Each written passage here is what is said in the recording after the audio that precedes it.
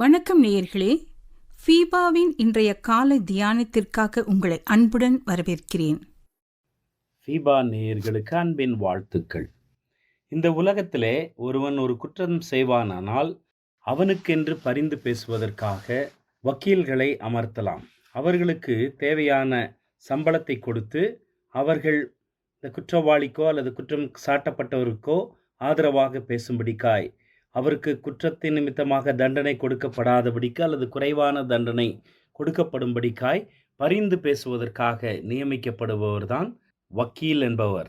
வேதத்திலே 1 யோவான் 2வது அதிகாரம் 1வது வசனத்திலே, என் பிள்ளைகளே, நீங்கள் பாவம் செய்யாதபடிக்கு இவைகளை உங்களுக்கு எழுதுகிறேன். ஒருவன் பாவம் செய்வானானால் நீதிபரராயிருக்கிற இயேசு கிறிஸ்து நமக்காக பிதாவினிடத்தில் பரிந்து பேசுகிறவராய் இருக்கிறார் என்று சொல்லப்பட்டதை நாம் காணலாம். இந்த அதிகாரம் எதன் பின்னணியிலே வருகிறது என்று சொன்னால், 1வது அதிகாரத்தின் 9வது வசனத்தை பாருங்களேன்.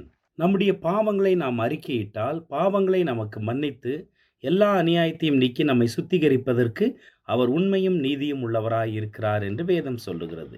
நம்முடைய பாவங்களை மன்னிக்கிற ஒரு கர்த்தராக நம்முடைய ஆண்டவராக இயேசுவானவர் இருக்கிறார். அதே நேரத்தில் ஒரு கிறிஸ்தவன் பாவம் செய்வானானால் அல்லது பாவம் மன்னிப்பை பெற்றுக்கொண்ட ஒருவன், ரட்சிப்பை சுதந்தரித்த ஒருவன் திரும்ப பாவத்திலே விழுந்து போனால் அவனுக்காக பரிந்து பேசுவதற்கு யார் இருக்கிறார் என்பதைத்தான் இந்த வசனம் சுட்டி காட்டுகிறது. ஒருவன் பாவம் செய்வானானால் நீதிபரராய் இருக்கிற இயேசு கிறிஸ்து நமக்காக பிதாவினிடத்தில் பரிந்து பேசுகிறவராய் இருக்கிறார். ஆண்டவராகிய இயேசு கிறிஸ்து தேவனது சிங்காசனத்தின் முன் நின்று விசுவாசிகளுக்காக பரிந்து பேசுகிறார். பரிந்து பேசும் இயேசு கிறிஸ்து விசுவாசிகளுக்கு மாத்திரமே உள்ளார். ஒரு கிறிஸ்தவன் அல்லது விசுவாசி பாவம் செய்ய வேண்டிய அவசியமில்லை. பரிசுத்தமாய் வாழ்வதற்கான அனைத்து முயற்சிகளையும் ஆண்டவராகிய இயேசுவானவர் செய்து முடித்திருக்கிறார். எனவே நாம் பாவத்திலே விழ வேண்டிய அவசியமில்லை. ஆனால் தவறி விழுந்து விட்டால் பாவத்தை உணர்ந்து பாவ அறிக்கை செய்து பாவ மன்னிப்பை பெற்றுக்கொள்ளலாம். அதே நேரம் இயேசுவானவர் அவர்களுக்காக பரலோகத்திலே பரிந்து பேசுகிறவராய் இருக்கிறார் என்று சொல்லி நாம் பார்க்கலாம். யோவான் 14வது அதிகாரம் 16வது வசனத்தை இதன் தொடர்ச்சியாக நாம் வாசிக்கலாம். நான் பிதாவை வேண்டிக் கொள்ளுவேன், அப்பொழுது என்றென்றைக்கும் உங்களுடனே கூட இருக்கும்படிக்கு சத்திய ஆவியாகிய வேறொரு தேற்றரவாளனை அவர் உங்களுக்கு தந்தருளுவார் என்று சொல்லப்படுகிறதை நாம் காணலாம்.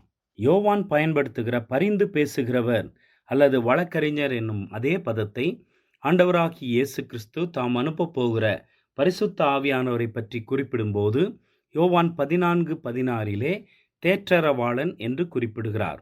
அதன் அர்த்தம் ஒருவரின் பக்கத்தில் இருக்கும்படி அழைக்கப்படுகிறவர் என்று சொல்லப்படுகிறது. ரோமர் 8வது அதிகாரம் 26வது வசனம், அந்தப்படியே ஆவியானவரும் நமது பலவீனங்களில் நமக்கு உதவி செய்கிறார். நாம் ஏற்றபடி வேண்டிக் கொள்ள வேண்டியது இன்னதென்று அறியாமல் இருக்கிறபடியால் ஆவியானவர் தாமே வாக்கு கடங்காத பெருமூச்சுகளோடு நமக்காக வேண்டுதல் செய்கிறார் என்று நாம் பார்க்கிறோம்.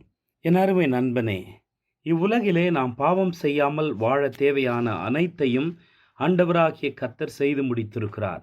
அவரை அண்டிக் கொண்டு பரிசுத்தமாய் வாழ்ந்திட முடியும். அவ்வாறு வாழ்ந்திடும் வேளையிலே ஒருவேளை பாவத்திலே தவறி விழுந்தாலும் நமக்காக பரிந்து பேச நம்முடைய ஆண்டவராகிய இயேசு கிறிஸ்து பிதாவினிடத்திலே அவர் வலது பாரிசத்திலிருந்து நமக்காக பரிந்து பேசி கொண்டிருக்கிறார். மாத்திரமல்ல, இந்த உலகத்திலே நம்மோடு உடன் உரைகிற பரிசுத்த ஆவியானவர் தாமே நாம் வேண்டிக் கொள்ளுவது இன்னதென்று அறியாதிருக்கிறபடியாலே வாக்கு கடங்காத பெருமூச்சுகளோடு நமக்காக வேண்டுதல் செய்கிறார்.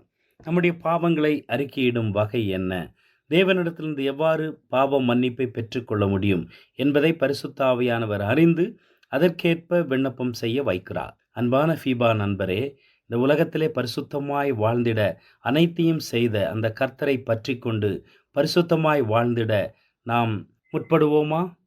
இன்றைய காலை தியானத்தில் பங்கேற்றமைக்காக நன்றி.